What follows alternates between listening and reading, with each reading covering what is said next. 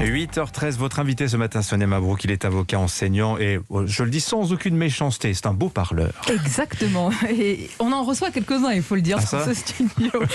Bonjour à vous et bienvenue Bertrand Perrier. Bonjour. Vous êtes grand spécialiste de la prise de parole, de l'éloquence. Votre dernier ouvrage s'intitule Sauf qui parle. Nous allons évoquer dans quelques instants l'impact du masque notamment, que nous portons en ce moment tous les deux sur le langage et surtout pour les enfants.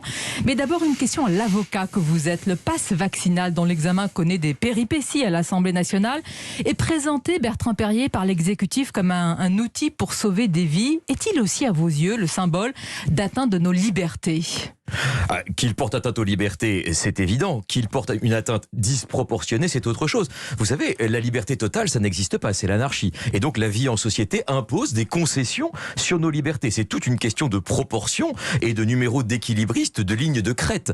Après, il est vrai que si l'on postule que le vaccin permet moins de formes graves, ralentit la transmission, eh bien on peut en contrepartie concéder un certain nombre de libertés. Mais on voit bien que les libertés que l'on concède, alors d'abord, on n'est pas confiné, il n'y a pas de couvre-feu, mais par exemple, la question du contrôle d'identité est assez frappante, puisqu'il y a moins de 6 mois, le Conseil constitutionnel nous disait « Ok, mais seules les forces de l'ordre peuvent contrôler l'identité », et là on voit bien qu'il y a une petite façon de renier encore. Moi, ce que je voudrais, c'est qu'il n'y ait pas d'effet cliqué de ces atteintes aux libertés, et qu'une fois que tout cela sera derrière nous, on puisse retrouver aussi nos libertés antérieures. Alors une autre concession, c'est le masque, notamment pour les enfants dès 6 ans. La parole est masquée, la nôtre également, celle des adultes. Quelles peuvent être les conséquences quand même, selon vous, du port du masque dès l'âge de 6 ans, Bertrand Perrier ? La conséquence, c'est évidemment l'isolement social, c'est la difficulté à s'exprimer, parce que, vous savez, la parole, elle passe par 3 canaux. Les mots, bien sûr, le message, mais aussi la voix et aussi le corps. Et quand on est masqué, on n'a plus de mimique, on n'a plus d'expression du visage. Il y a des gens qu'on n'a peut-être jamais vus en entier. On a presque perdu l'habitude de voir des gens en entier. Et le fait de montrer son visage, c'est aussi concourir à son expression. La voix aussi, qui est un peu assourdie, assombrie. L'articulation qui est plus difficile. La respiration aussi. Tout cela nuit évidemment à l'échange. À l'échange et à la persuasion, au-delà de la compréhension d'ailleurs. Mais bien sûr, parce qu'encore une fois, cette persuasion, elle est à la fois verbale et non verbale. Et aujourd'hui, c'est vrai qu'on a encore les mots, mais on a moins la voix, et puis on a moins le visage. On le voit non seulement dans les salles de classe, bien sûr, mais aussi dans les entreprises où on est maintenant continuel par Zoom et ou par visioconférence. Et tout cela rend plus difficile l'échange. Justement, vous en parlez dans votre livre, L'éloquence par Zoom. Qu'est-ce que cela peut donner ? C'est d'abord un paradoxe. Mais pour autant, il faut bien s'y essayer. Et finalement, il y a quelques règles assez simples. La première règle, évidemment, c'est de faire bref, parce que par visioconférence, c'est encore plus compliqué. Donc, faites bref, terminez bien, parce que lorsque on est en présence de quelqu'un, on sait qu'il a fini, puis on a le regard, on a une proximité physique avec lui. Alors que quand il est loin, parfois on ne sait pas trop s'il a terminé ou pas terminé. Donc, vraiment, terminez bien, et puis faites participer tout le monde. C'est très important quand la personne est là. Physiquement, on ne peut pas l'oublier. Mais lorsqu'elle est loin, on peut l'oublier derrière un écran. Voilà, les bons conseils de Bertrand Perrier. Je rappelle que vous enseignez l'art oratoire à Sciences Po, HEC. Vous êtes engagé dans le projet Eloquentia qui forme des jeunes de Seine-Saint-Denis à l'expression publique. Justement, l'expression publique en ce moment, elle passe par un vocabulaire assez réduit que nous utilisons à l'aune de cette crise sanitaire. Delta, Omicron, isolement, cas contact, passe vaccinal et j'en passe. Que pensez-vous de ce champ lexical qui est devenu le nôtre aujourd'hui ? C'est simplement le fait que le vocabulaire traduit la vie. C'est-à-dire que quand la vie change, le vocabulaire change avec. Et donc on voit que les dictionnaires aussi enregistrent. C'est aussi la question du YEL qui a agité il y a quelque temps, enregistre des évolutions. Le dictionnaire ne prescrit pas, mais simplement il est comme une sorte de constat de l'évolution de la langue et de tous ces mots nouveaux. Effectivement, le patient zéro, le pangolin, tous ces mots qu'on ignorait absolument. Il y a certains mots qu'on n'aimerait pas voir entrer quand même au dictionnaire. Oui. Mais regardez le mot soignant, par exemple. Pourquoi il vous interpelle ce mot soignant ? Le mot soignant, il est magnifique. On a applaudi les soignants. Soignant, ça avait une première vertu, c'est que ça rassemblait en un seul mot et sans hiérarchie tous les personnels qui concourent aux soins. C'est-à-dire qu'on peut être infirmière, aide-soignant, médecin, on était soignant. C'était une façon d'égaliser les personnels de santé. Et puis tout ça disait une action de soigner.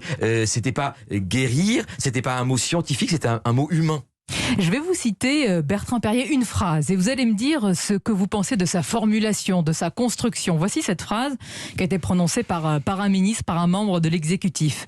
Si vous avez un besoin impératif de boire ou de manger parce que vous êtes fragile, ou si vous en ressentez simplement le besoin, vous pouvez retirer votre masque, mais rapidement, ou le remettre tout de suite après. J'ai envie de vous dire, il faut voir comment on nous parle. Oui, mais parce que, si vous voulez, la crise sanitaire est aussi une expérience du langage, parce que c'est une expérience de l'incertitude dans l'action publique. Et donc, c'était frappant de voir quand Jean Castex a fait sa dernière déclaration sur la question du télétravail. Je ne sais pas si vous vous souvenez, il dit « Attention, c'est obligatoire ». Il a dit « Je dis bien obligatoire ». Et là, on s'est dit, puisqu'il prend cette précaution rhétorique de dire « Je dis bien obligatoire », c'est que derrière, il va y avoir une définition et une sanction.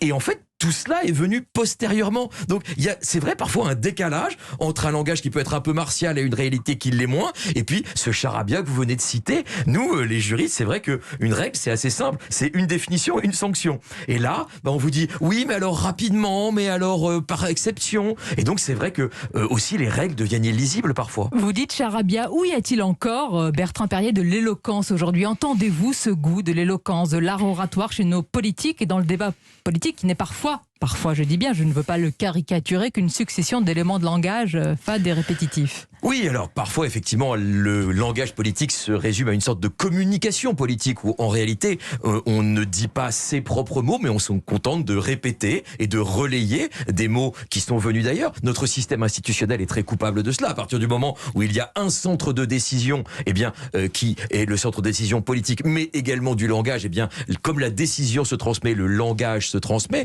Là où il reste de l'éloquence, je le vois, c'est paradoxal, mais c'est un peu dans la jeunesse. Et vous savez, il y a tellement... c'est revigorant ce que vous dites. Mais oui. Ça nous emplit d'espoir. Alors peut-être que j'ai un miroir déformant, mais je vois à quel point dans la jeunesse il y a une passion de l'engagement et de la parole. Une volonté aussi de redonner du sens à la parole. Vous savez, les jeunes en ont assez, et la désaffection à l'égard du politique, c'est surtout une désaffection à l'égard du langage politique. Ce langage un peu creux, fait de formules toutes faites, et ce que les jeunes veulent, c'est vraiment de la parole qui ait du sens. Et je crois qu'il y a un désir de parole, d'une parole différente, et si on veut réenchanter un peu la politique, il faut réenchanter d'abord le langage politique. Alors, ce sont ces jeunes que vous rencontrez à travers le projet Eloquentia. Je rappelle, il en est à la saison 9, c'est presque une série Netflix, le 15 janvier avec une nouvelle promotion. C'est un projet qui permet, Bertrand Perrier, de former ces jeunes à l'expression publique, et vous nous dites qu'ils sont avides de cet art oratoire, intéressés, passionnés. Mais oui, mais pourquoi? Parce que on est inévitablement jugé dans la société sur la façon dont on parle. Je le raconte dans le livre, il y a une étude américaine qui montre qu'à partir des 7 premiers mots que vous avez prononcés, les 7 premiers, vous êtes déjà catégorisé dans un champ socio-professionnel. Et donc pour les jeunes, et notamment ces jeunes de Seine-Saint-Denis que l'on forme avec les amis d'Eloquentia, c'est d'autant plus déterminant. Et la parole, c'est un marqueur social aussi. Et c'est donc une façon de s'insérer. C'est pour ça que c'est là qu'il faut enseigner la prise de parole. Et ils sont avides de cela parce qu'ils savent que c'est une clé pour eux. Et je vais même vous dire quelque chose, ils savent que c'est une clé pour elles. Parce qu'il y a énormément de filles à Eloquentia, et je me réjouis. Et il ne faut pas, il ne s'inspire pas du débat politique. Et vous dites vous-même, Bertrand Perrier, parlant de ce débat, qu'il y a de la gonflette oratoire, c'est-à-dire? Oui, parce qu'on montre ses muscles dans la parole. Il y a une parole qui n'est pas vraiment sincère. On est là juste pour impressionner. On est là pour faire des punchlines. Parce que le langage politique est finalement aujourd'hui un succédané du langage des réseaux. Il faut parler en 240 caractères. Il faut parler par une formule frappante. Il faut parler pour terrasser l'autre. Et donc, il n'y a pas d'écoute. Il n'y a pas de vrai dialogue. Il n'y a pas de nuance. Vous savez, Jean Biendebaune écrit le courage de la nuance. C'est vrai, la nuance, c'est un courage parce qu'il est beaucoup plus facile de dessiner une caricature que de dessiner un portrait. Et donc, c'est vrai que la nuance suppose une forme de courage. Vous écrivez d'ailleurs, je cite, dans une époque d'hystérisation du débat, attisée par les réseaux sociaux où règnent les paroles vindicatives et les formules chocs et polémiques, il faut réinjecter de la subtilité, de la nuance. éloge de la nuance dans le débat en ce moment. Il faut y aller. Il faut avoir du courage, comme vous le dites. Parce qu'on est au début de la campagne électorale et évidemment le débat est très polarisé. Peut-être qu'au fur et à mesure... Il y a des formules que vous avez retenues qui sont chocs, ou alors au contraire vous dites que ce sont des paroles qui vident le sens même de ce qu'est la Respublica aujourd'hui. Non, je dis pas, bien sûr qu'il y a des formules chocs qui sont intéressantes, mais quand on dit le mur de l'impôt, par exemple, c'est des formules qui veulent pas dire grand-chose, c'est juste des anathèmes, des invectives, et je trouve qu'on n'a pas à y gagner. Et d'ailleurs, paradoxalement, les Français, dans les sondages d'opinion, n'aiment pas beaucoup ça. Les Français préfèrent le langage mesuré, et vous savez, il y a une expérience qui a été faite aux États-Unis qui est absolument passionnante, qui s'appelle America in One Room. On a mis pendant 4 jours, 500 personnes qui avaient des avis complètement divergents dans une pièce. On les a fait débattre, modérer, etc. Il y avait 26 sujets de désaccord. À la fin, il n'y en avait plus que 4. Donc, ce qui nous manque aussi, c'est des espaces de dialogue, de temps et de rationalité. C'est comme ça qu'on peut retrouver en France le goût de la conversation, un mot qu'on n'utilise plus d'ailleurs, la conversation. Mais conversation, c'est un mot magnifique parce que vous savez que jusqu'au XVIIe siècle, conversation, ça ne voulait pas dire parler ensemble, ça voulait dire vivre ensemble. Donc on nous parle du vivre ensemble en permanence. N'oublions pas que le vivre ensemble, c'est une conversation. Est-ce que vous pouvez nous dire sur quel thème va porter justement le projet Eloquentia à venir? Comment cela se prépare avec les jeunes que vous formez? On a une ouverture, en réalité, vous avez dit le 15 à Saint-Denis, mais bien avant, puisque demain soir, c'est l'ouverture à Nanterre, puisqu'il y a plusieurs antennes d'Eloquentia maintenant. Et alors, le thème, je crois, j'ai vu ça qui a été donné pour essayer de faire jouer les participants, c'est le temps est-il compté? C'est une très belle question, parce que le temps compte, mais est-ce qu'il est compté? Il est compté pour nous tous, bien sûr, mais il n'est pas compté de la même façon. Mais si je vous demandais justement juste de développer cela, que diriez-vous à ces élèves? Ce que je dirais, c'est que évidemment, le temps est compté, mais que dans le temps qu'il fait, c'est comme dans le temps qui passe, finalement, il y a le temps réel et le temps ressenti, et que le temps est compté, mais pas pour tout le monde de la même façon. Bertrand Perrier, je voudrais que l'on réserve exceptionnellement les dernières minutes de cet entretien, si vous êtes d'accord, à un exercice. Oui. Exercice d'ailleurs que nos auditeurs peuvent faire en même temps, dans leur voiture ou à la maison s'ils nous écoutent, et que vous soumettez habituellement à vos élèves. Alors c'est l'exercice du texte à trous. C'est un texte, vous êtes d'accord, à combler. Je précise à nos auditeurs que nous n'avons rien préparé ensemble, vous le confirmez? Je le confirme. Bon, j'ai préparé de mon côté un petit texte et chaque fois que je vais m'arrêter de parler, c'est à vous de compléter. Très bien. Le masque va forcément vous... non, mais on va jouer. C'est vrai que c'est un exercice que dans le livre Sauf qui parle, c'est vrai qu'il y a à la fois des portraits de gens qui ont eu un rapport intime avec la parole, parce que je croyais que c'était important de mettre en valeur des rôles modèles. Donc il y a des gens qui viennent me parler de la question de la prise de parole. Il y a Guillaume Gallienne, il y a Gabriel Attal, enfin il y a des gens, Olivier Delacroix qui fait la nuit sur Europe 1 et qui montre à quel point la parole de la nuit est quelque chose d'absolument extraordinaire. Ah oui, il y a quelque chose de magique, hein, la parole de la nuit. Non, mais la parole de la nuit, ça n'a rien à voir avec la parole du jour. Autant dans le jour, il y a une urgence, autant dans la nuit, il y a une paix. Et donc, j'étais ravi de rencontrer Olivier. Voilà, et donc, j'ai voulu faire cette galerie de portraits. Et puis, des conseils et des jeux. Voilà, donc on joue. Allons-y. Un jeu sérieux, c'est un exercice que vous proposez à vos élèves. J'y vais.